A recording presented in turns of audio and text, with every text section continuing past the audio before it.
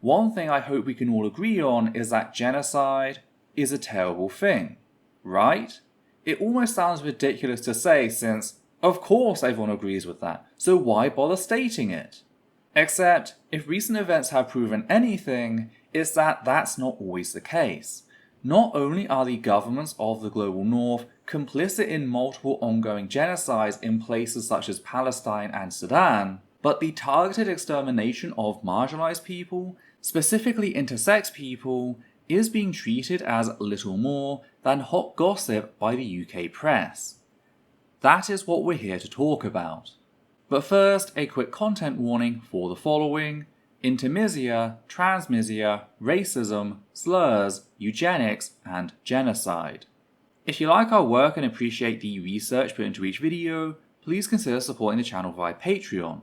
You can also support us by liking, commenting, and sharing our work on social media.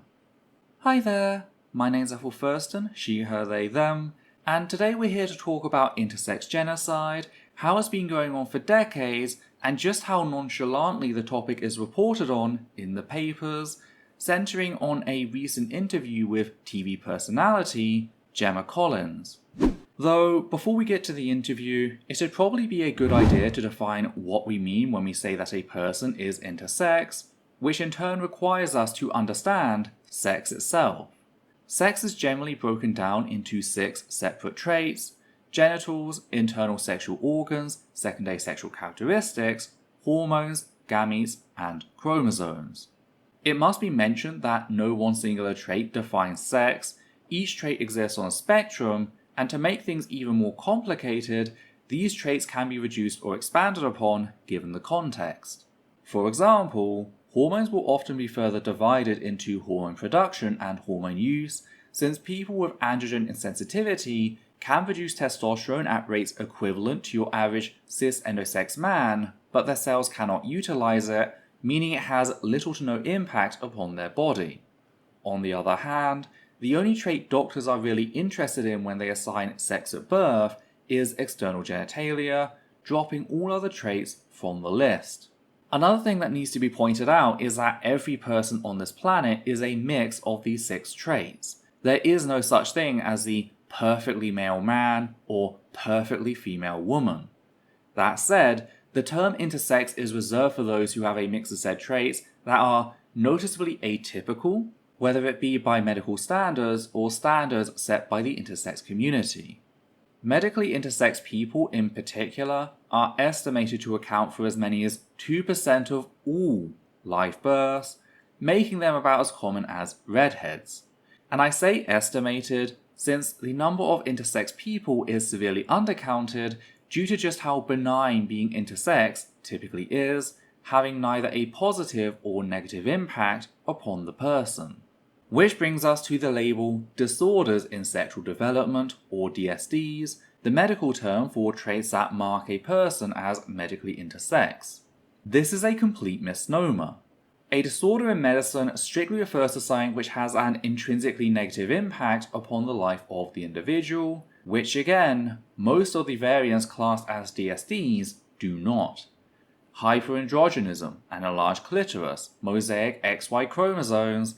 People with these and many similar sexual variations can and do live perfectly healthy lives without the need for medical intervention relating to said traits, period. Again, the official estimates for the number of medically intersex people have to account for significant undercounting because so many intersex people never find out that they're intersex. That's how benign these variations are. If they intrinsically cause problems, as the name disorders in sexual development suggests, they'd all be counted, since said problems would make themselves known. This is why terms such as variations in sexual characteristics, VSCs, and differences in sexual development, which allows us to keep the initialization DSD, are forwarded by intersex people as more accurate and less stigmatizing alternatives. And that last part is important. Intersex people have been heavily stigmatized throughout medical science, treated as an abnormal curiosity that needs to be stamped out. That's why the intersex community has adopted the label intersex as a replacement for the medical term hermaphrodite, a term we'll hear later, a term which the intersex community considers a slur. I say intersex community because that's exactly what it is. In the very same vein as gay and trans people, the intersex community formed on the basis of mutual support and self-advocacy, fighting to be recognized and respected as people. Said movement largely began on its own, yet has slowly been incorporated into the wider queer community, first via its inclusion under certain acronyms, such as LGBTQI, with the I standing for intersex, before finally getting its moment in the spotlight with the inclusion of the intersex flag in the 2021 update to the Progress flag.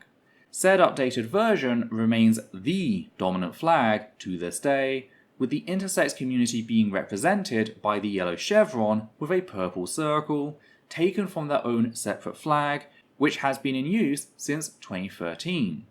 That's not to say that their integration has gone without issue. Even ignoring open hostility towards intersex people within the LGBTQI community, a lot of people remain oblivious or uncaring as to the struggles forced upon intersex people. A common example of this can be seen when trans people respond to the bigoted accusation that trans youth undergo genital surgery with the declaration that no child undergoes genital surgery. Whilst this is true for trans children, the same cannot be said of intersex children who are, in fact, victims of systemic genital mutilation, especially in the global north. This is a result of arbitrary standards in medicine regarding what is normal, a fact perhaps best demonstrated by the phallometer. The phallometer is a visual representation created by the Intersex Society of North America that depicts actual medical guidelines showing how any child born with a phallus between ½ an inch and 1 inch will likely be made to suffer unnecessary genital surgery in an attempt to normalize them. Literally, a single millimeter can apparently make all the difference between whether or not a child should be surgically mutilated, hence the arbitrary nature of the standards. And I say mutilated since this is a purely cosmetic surgery that offers no benefit whilst carrying with it numerous risks, such as a loss of sexual feeling and chronic pain. It is an unnecessary violation of the individual's bodily autonomy, their human rights, and thus constitutes genital mutilation. This is violence dressed up as medicine, which is why the intersex community has mobilized to end the practice. This is also why it's so important to avoid using disorders or sexual development, since doing so gives said barbaric practice a sense of legitimacy it does not have.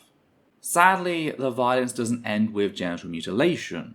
Medicine has a long and sordid history of deliberately sterilizing intersex people, most often whilst they're still children, in an attempt to prevent them from having children of their own, potentially passing on said intersex traits.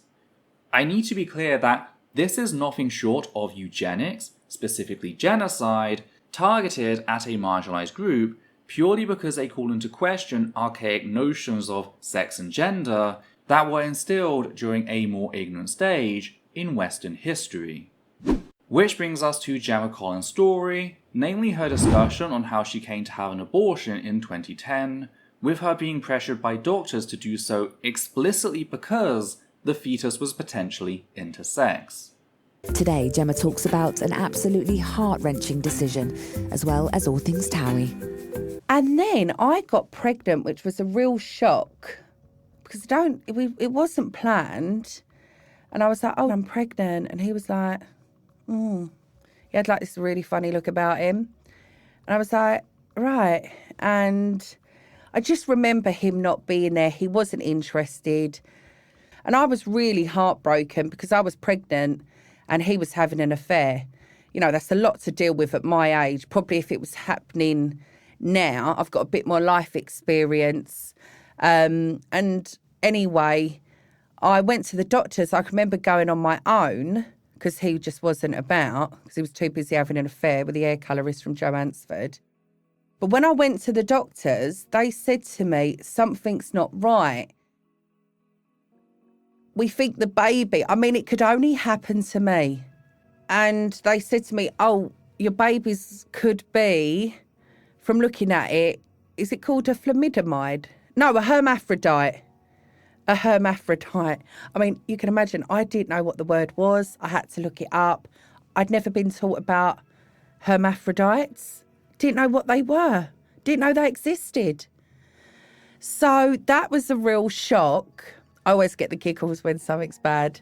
That was a real shock. So I can remember coming out and then they advised me, you need to have a termination because this baby's not going to be right. So I was like, okay then. So I can remember going to have the termination. He still wasn't around. I think he might have dropped me off on the day. He went to work and I got myself home.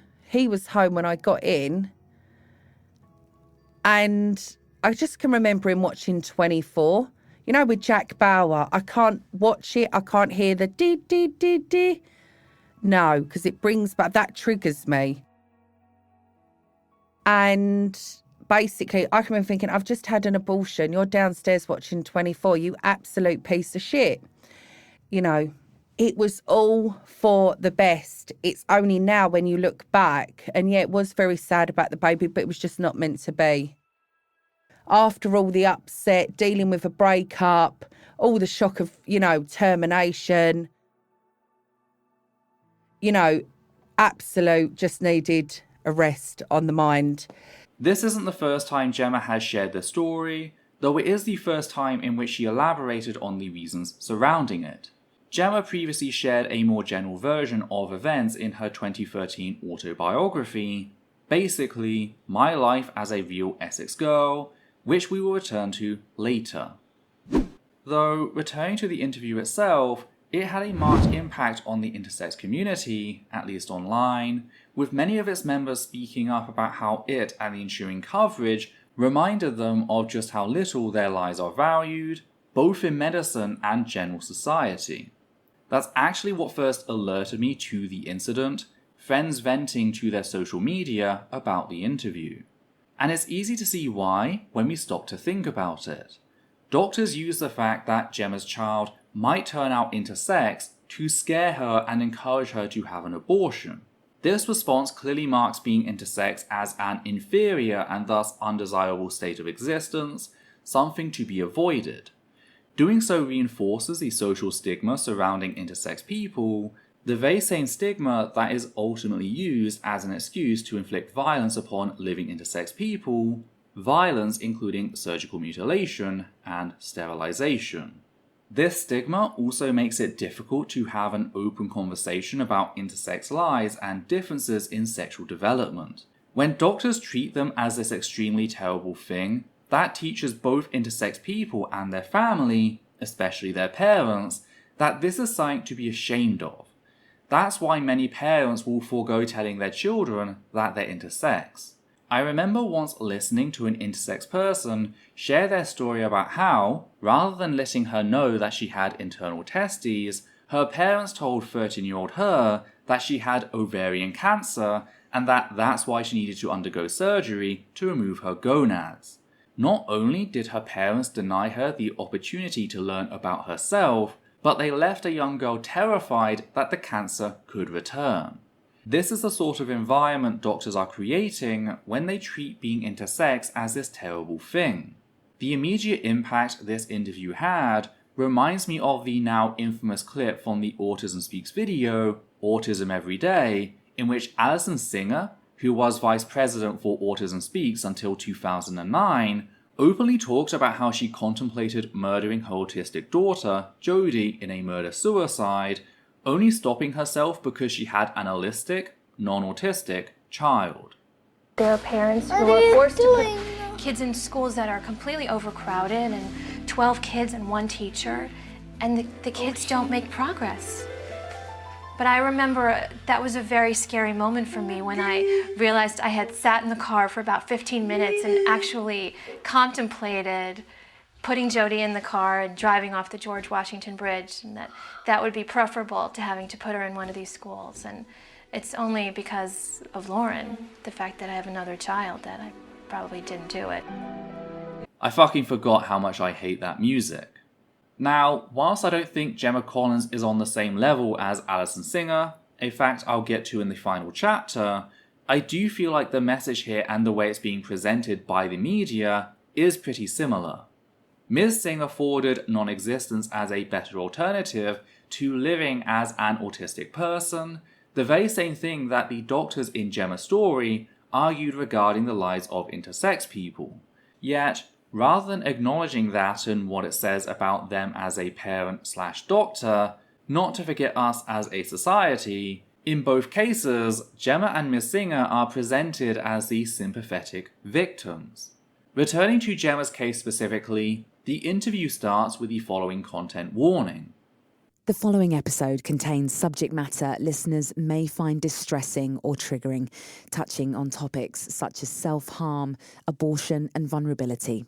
Gemma was in the presence of her representatives at all times and was happy to discuss these events with us. Which completely fails to even consider how said contents might be distressing for intersex people specifically. Another thing this reminds me of is the pain felt by gay, bisexual and trans folk when parents straight up tell us that they wish we were dead, that would be preferable to having a queer child. Hell, some parents of trans people view us coming out as if we'd murdered their real child. None of which is brought up to distract from the pain the intersex community is feeling here. I'm merely bringing it up in my own autistic way to try and help people empathize with those impacted by what was said, rather than sympathize in the abstract. Hopefully these examples can act as some form of common ground to understand why this is such a big issue and why it triggered the response it did from the intersex community. And to any intersex person who is watching, I want to let you know that your feelings regarding this interview, both your pain and anger, are completely justified. You're not making a problem out of nothing, you are well within your right to be angry at how this topic was mishandled.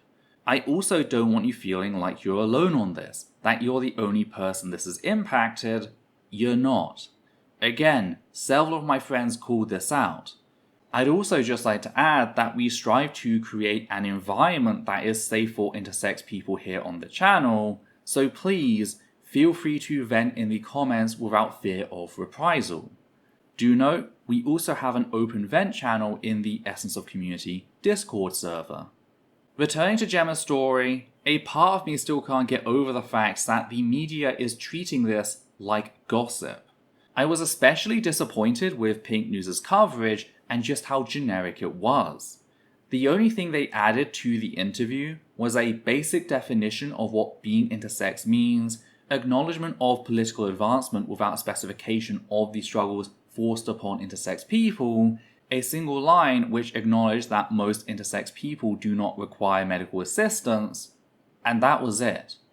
Nothing that actually unpacked what was said and how it impacted members of the intersex community, no acknowledgement of the sort of violence intersex people are made to suffer, no connections drawn between eugenics, genocide and this particular case, just a regurgitation of facts with little journalistic merit. And yet, as disappointing as that was, it was still among some of the better coverage I read, with many other sources flat out refusing to acknowledge intersex people as people. It really does go to show just how much we failed the intersex community as a society, and it's something that needs to be challenged. So, with the intersex community's pain acknowledged, I need to make one thing absolutely clear, and that is the fact that Gemma having an abortion is not the issue here. The issue rests in the targeted nature of the abortion and how that relates to violence against the intersex community, like discussed earlier. Abortion, as well as being a medical necessity and a human right, is ultimately a tool. As such, it is neutral by default. There are specific contexts, however, in which that neutrality is lost. One example is forced abortions, like those carried out by an occupying power, Another is selective or targeted abortions, like gender-selective abortions, which is where the discussion today comes in. Whilst abortions are a human right, abortions on grounds of the fetus's traits, such as gender status, intersex status, and disability status, should not be protected under that. Society largely agrees on this when it comes to gender, with gender-selective abortions being illegal in many countries around the world, including the UK. This is, in part, because it's taken to be the result of discriminatory social views which consider females inferior to males, and enabling the practice empowers said discriminatory views. It also doesn't work, by which I mean the assumption that the fetus will turn out to be a boy because it has a penis and vice versa ignores the existence of trans people. So even if a child is born with a certain set of genitalia, it is entirely possible for them, 10, 15, 20 years down the line, to come out as trans, flipping the entire notion on its head. Sadly, this standard isn't applied to the other traits listed, even though it arguably should for the same reasons we ban gender-selective abortion. Moving on to disability, disabled lives have value. I say this as a disabled person. Whilst my disability is a pain, I wouldn't opt to forego life simply because of it, and I'd hope that the people around me, such as my wife, share the same perspective. My life didn't lose value when I became disabled, so why would the life of a person who is born disabled have less value? And that touches on another important aspect to this. When criticizing disability-selective abortions, people often bring up the fact that it's easier to rear a non-disabled child than a disabled one, which, first of all, isn't an argument about value, but rather effort. Furthermore, even if a child isn't born disabled, they could very suddenly become such via an accident. If you're not prepared to take care of a disabled child, then you're not prepared to have a child, period. What shocks me about having to say this is the fact that this is standard pet owning advice, particularly for exotic pets, in how if you can't afford their vet fees, it's irresponsible to own them. Yet people often act offended when you apply this very reasonable standard to having a child, something that seemingly stems from this view of children as an accessory, rather than fully autonomous human beings. Straight talk, if you're thinking of having a child, you need to be mature enough to sit down and consider whether you're prepared to stand by them no matter what. Unconditional love, like that every child needs, means love without condition. Moving beyond personal responsibility as a parent, I also feel like this acts as an excuse for the sorry state of disability rights and accessibility around the world, with people being more willing to try and prevent the existence of disabled people, rather than creating a system in which disabilities cease to be disabilities as we typically think of them. It's a world-changing paradigm shift.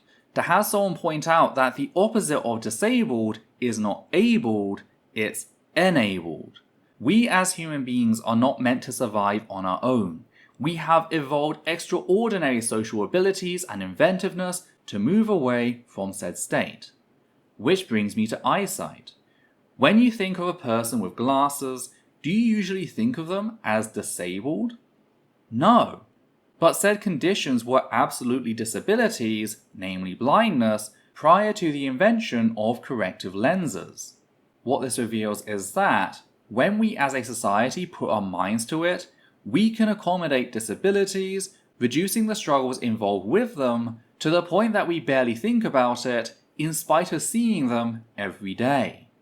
That's why effort should be going, not to preventing disabled people from being born, because no matter what, some will always be born, and again, people can be disabled at any point throughout their life, but creating a society in which being disabled isn't a challenge.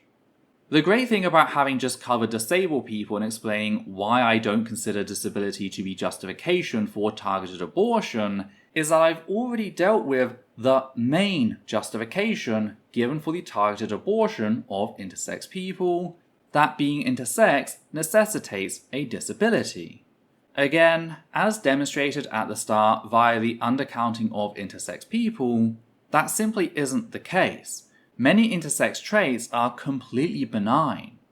But even if it was the case that being intersex meant being disabled, that still wouldn't justify said actions. There are only 2 instances I can think of in which trait-selective abortions are justified. A, when said trait makes the fetus dangerous to the host parent, and B, when the fetus is non-viable, both of which can be viewed as medical necessities. The life of the host parent absolutely takes precedence over the developing life of a fetus, and I understand the mercy of aborting a fetus that will choke to death within minutes of being born. But aside from those cases, all trait-selective abortions are predicated on the idea that certain lives have less value than others and should thus be destroyed, the very reason we ban gender-selective abortions. Thing is, there was something bothering me whilst writing this section, something on the edge of my mind that felt simple, almost elementary, yet it continued to elude me, leading me to feel frustrated. It's only when I went back to check my choice of language that it struck me. You see, I'd refer to sex-selective abortions as gender-selective because, let's be honest, that's what parents are after, and that's the language used in my country's laws. That said, sex-selective is the more popular choice in discussions surrounding it, particularly in the US, so I went to change my usage to that. Yet, when I updated my list of selective abortion traits, leading it to read sex status, intersex status, and disability status, I realized that intersex status is redundant, with it being a subset of sex status. That's right, that means sex-selective abortions are legal in the UK, so long as they're targeted at intersex fetuses. This to me seems like a simple framing device to challenge the practice. In the same way that I've seen intersex genital mutilation attach itself to discourse surrounding both female and male genital mutilation, I think the intersex community might have success in launching a campaign to end sex-selective abortions, drawing people in who think it's about female-targeted sex-selective abortion, only to show them no, it's about intersex people. Not only is this likely to draw attention, it's also useful in that it takes a pre-established standard and forces those in support of sex-selective abortions targeting intersex fetuses to argue why one's justified but the other isn't, rather than intersex people and their allies starting from scratch. I did find a few campaigns relating to the topic, but none of them seem to use this style of framing, so I just wanted to mention it. It's also possible that I missed them, since again, I'm an intersex person who has more than a hard time keeping track of what the trans community is doing, let alone other communities. However, there is one major difference between sex-selective abortions targeting female fetuses and those targeting intersex fetuses, and that's the greater context surrounding the intersex genocide. When a female fetus is aborted for being female, that's not done so as part of an attempt to eradicate women, it's because the parents in question want a boy because they view boys to be superior. With intersex people, however, it's very much an attempt to exterminate a marginalized group. That's why it was the doctors who pressured Gemma to terminate the pregnancy, because it's part of a broader attempt to eradicate intersex people, arguably constituting a form of genocide. That's why the intersex community needs us, the larger queer community, along with any other community who has been made to suffer similar violence, to speak out in support of their efforts to change the system, because together, we can win. Because it's not like the solution is a difficult one, quite the opposite. The solution is to simply not tell parents the sex of the fetus, that's it. Withhold non-essential information. That's how we end sex-selective abortions whilst ensuring a person's general right to have an abortion. It really is that simple, and is a standard that the global north should already be abiding by, but isn't.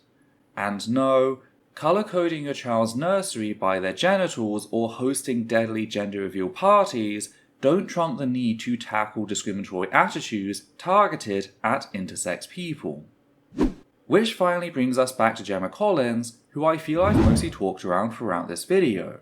The reason being that, whilst her story is what provoked the conversation, I wanted to centre the impact this has had on the intersex community and cover the issue of sex-selective abortion just so we're all on the same page.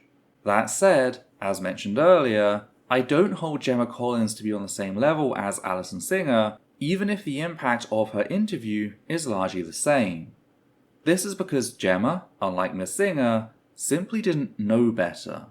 As mentioned in the interview, she'd never even heard of an intersex person before her checkup, at which point she was being immediately pressured by doctors to undergo an abortion. Yes, she's ultimately the one who made the call, but we can't ignore the role the doctors played as people of authority, not to forget the role society played in failing to provide comprehensive sex and relationship education. Of course, how much any of that absolves Gemma, if at all, is not up to me, that's up to the intersex community. They're just factors I wanted to point out. Much like the fact that Gemma herself might be intersex and not even realise it, and that her doctors might have pushed her to have an abortion because she's intersex. Allow me to explain.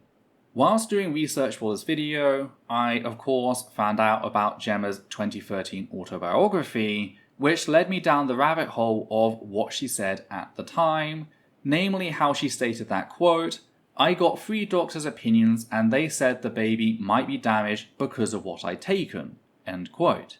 Which leaves the question, what did she take? Well, according to her autobiography, doctors pointed to both the oral contraceptive pill as well as medication she'd taken for an upset stomach. Now, the pills obviously weren't doing their job, and a possible reason for that comes in the fact that Gemma has polycystic ovary syndrome, or PCOS, with her stating that, quote, "It was a complete shock when I found out I was pregnant. I have polycystic ovaries, which means I'm prone to weight gain and have irregular periods," end quote. PCOS is a condition diagnosed on the basis that a person displays at least 2 of the following 3 symptoms. 1. Irregular periods or no periods caused from a lack of ovulation. 2. Hyperandrogenism. And 3. Multiple small cysts on the ovaries. And it's that second one, hyperandrogenism, that jumped out at me. Hyperandrogenism is typically considered a form of intersex variance, referring to a higher than typical presence of androgens, what are often referred to as male hormones, in people assigned female at birth. Literally, that's what the word hyperandrogenism means, above normal male hormones. Famous cases of people with hyperandrogenism include intersex athletes like Caster Semenya and Dutee Chand. What's more is, whilst brushing up on PCOS, I found an article on Interact, Advocates for Intersex Youth, which explains how people with hyperandrogenic polycystic ovary syndrome are considered a part of the intersex community. That is to say that they are more than welcome to label themselves intersex and join said community if doing so helps them, as it does for the author of the article, Sam Sharp. This stands in stark contrast to the medical community, which does not officially recognise hyperandrogenic PCOS to be a valid form of intersex variance. Now, why is that? Considering that hyperandrogenism has quite literally become the poster child for intersex people through tabloid coverage of intersex athletes? Well, as Sam mentions in their article, numbers probably has something to do with it. Hyperandrogenism is present in 75 to 90% of all people with PCOS. Taking the lower end at 75% and combining it with the fact that the prevalence of PCOS among people with ovaries is thought to range from 4 to 20%, that would mean 3 to 15% of all people with ovaries could, in theory, consider themselves intersex.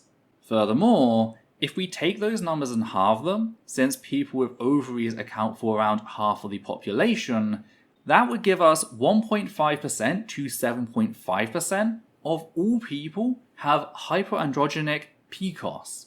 Add to that the 2% of people who have medically recognized intersex conditions, and that gives us a total of 3.5% to 9.5% of all people ever born who could consider themselves intersex, almost doubling the total number of intersex people at the low end, potentially even quadrupling it.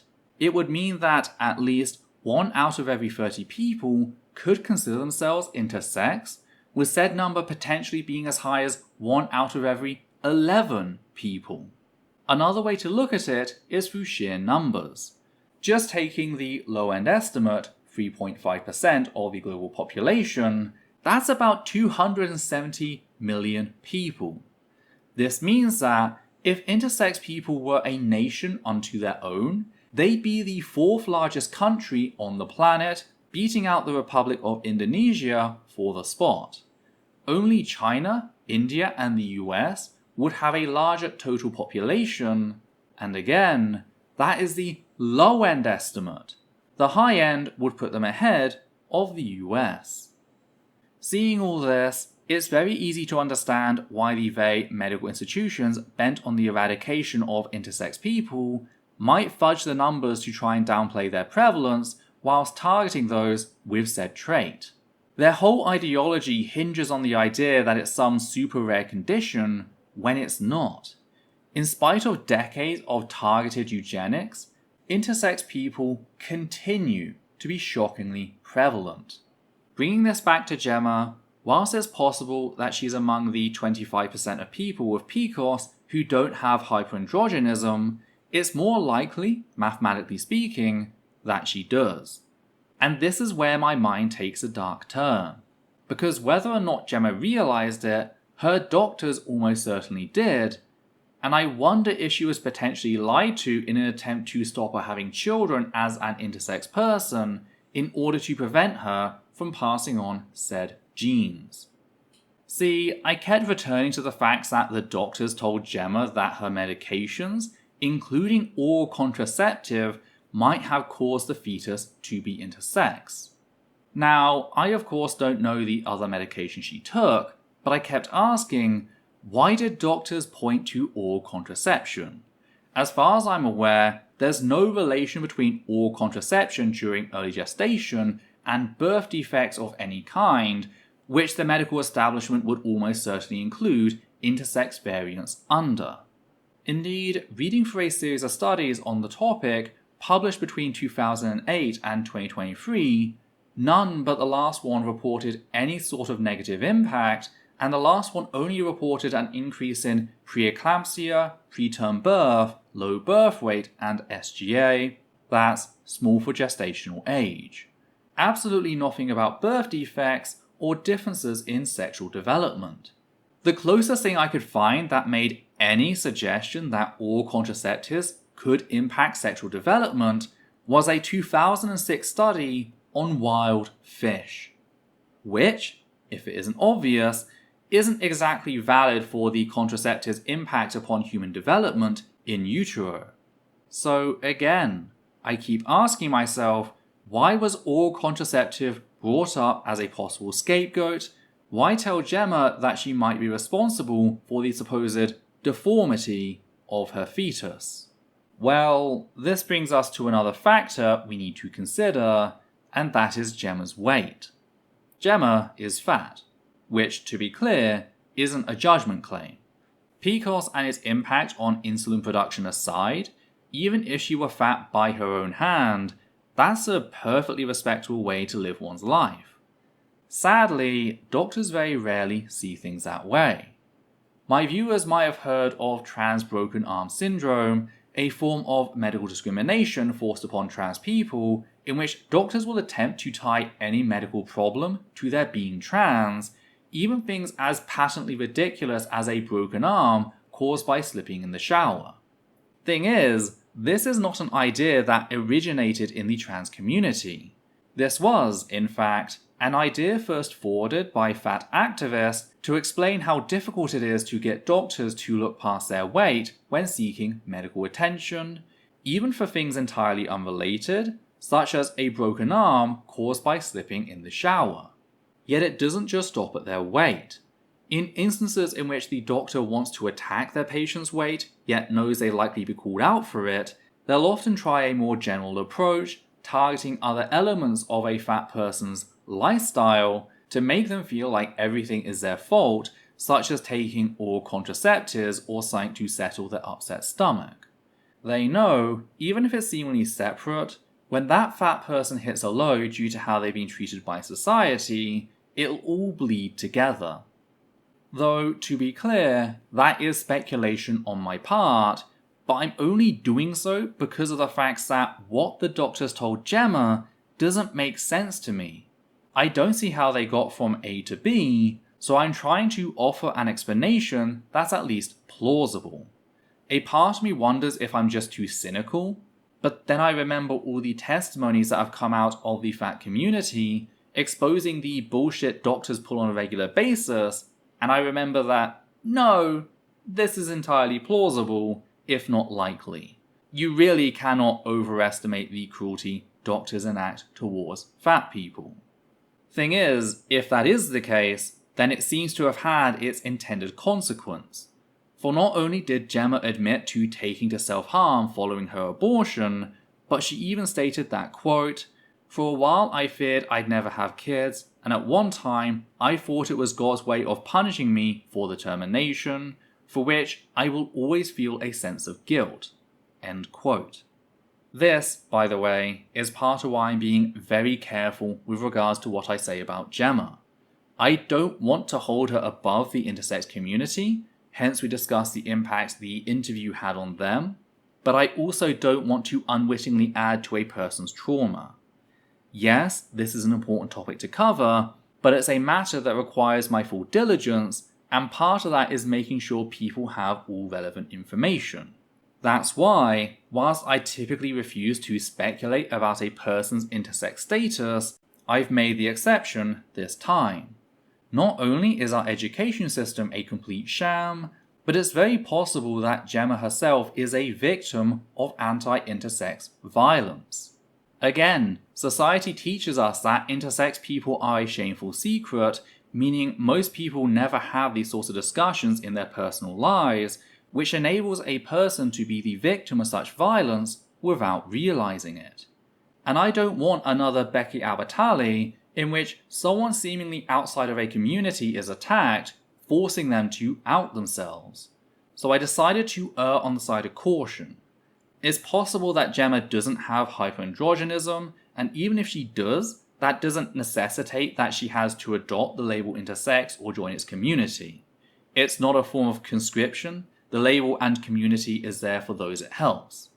That said, it is something we need to be cognizant of going forward. Though, what do you think? Do you feel I made the right call here? Can you think of any reasons the doctors might have blamed oral contraceptives for the fetus being intersex? What are your thoughts about the general coverage of this story? Did you notice something I missed? If so, be sure to let me know in the comments down below. And if you appreciate what we do here and want to help out, please consider becoming one of our wonderful patrons who make our work possible. On that note, we'd just like to thank the following people: Matthew Kovac, Hannah Banghart, Gert Van Vorst, Goddess Alita, Marble Wings, Sosh Daniels, Flynn, and Higgins the Seagull. And for myself, Edita and Levi, take care now.